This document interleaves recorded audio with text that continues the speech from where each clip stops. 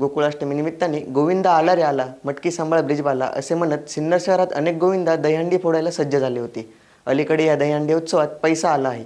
ज्या ठिकाणी 4 लोक जमतात, सामान्य माणसे गर्दी करतात, अशाच ठिकाणी काही जण वाटेल तितका पैसा खर्च करतात। असा विचार करूनच दहीहंडीसाठी भली मोठी बक्षिसे लावली जातात आणि या उत्सवाला अधिकच रंग चढतो।